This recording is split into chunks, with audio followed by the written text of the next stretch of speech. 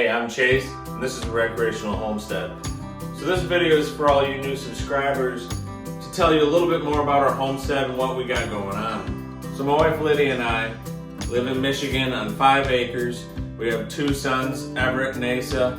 Everett's 4 and Asa is 1. We just celebrated their birthdays here in the beginning of the year. So on our 5-acre homestead, a few things that we have planned for this coming year. We're getting real deep into the hatchery. That's our #1 thing that we got going on right now. We are focusing on the American Bresse chicken. Now the American Bresse chicken is a great dual-purpose breed. It came from Bresse, France back in 2012. Now I firmly believe that the American Bresse chicken is the best homesteading chicken there is. It's the best tasting meat. Their meat can actually be marbleized. They grow and mature extremely fast, and they forage great for their food. The catch is there's a lot of inbreeding going on due to the small amount of genetics that are here in the US. So how we're gonna fix that here on our homestead is we're gonna do the spiral breeding system. So we're gonna have 3 flocks of American Bresse chickens. 1 flock is gonna be bred specifically for egg production. 1 flock will be bred for meat production. And 1 flock will be bred specifically for looks. And we'll make another video on that as we go along and more of the specifics, but the spiral breeding system is the best way to A, get what you want out of the breed, and B, keep the genetic pool wide enough to where you'll be able to breed these things for a long time. So as far as our cattle go, we got quite a bit going on here. We got 2 nurse cows, a Jersey and a Jersey Holstein cross. They both had 1 calf. They're both pregnant with their 2nd calf.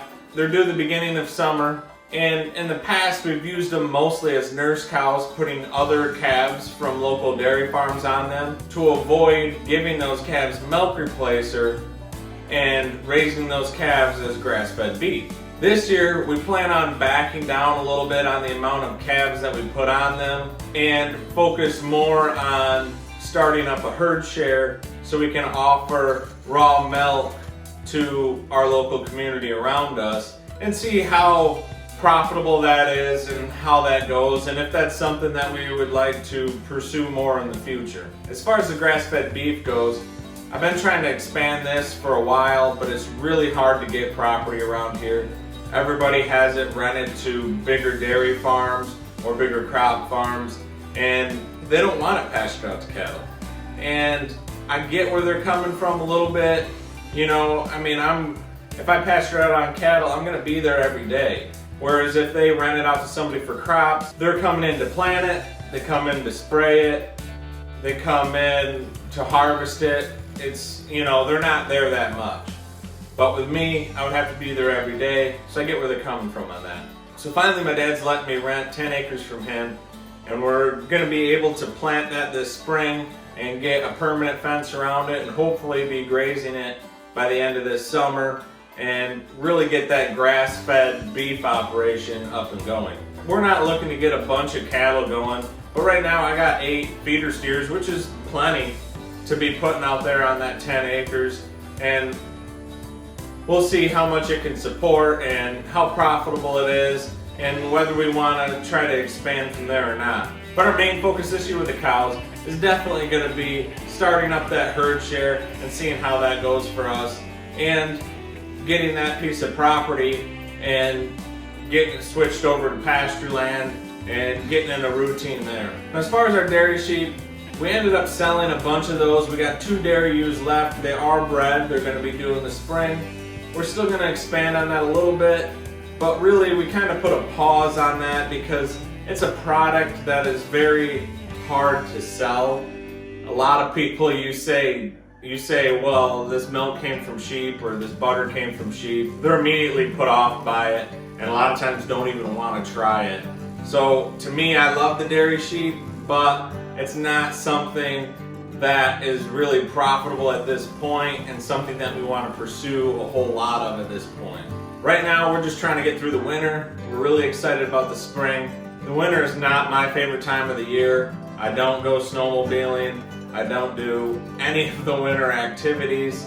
I just try to keep the farm going, keep everybody with water and hay, and just keep everything going until the spring.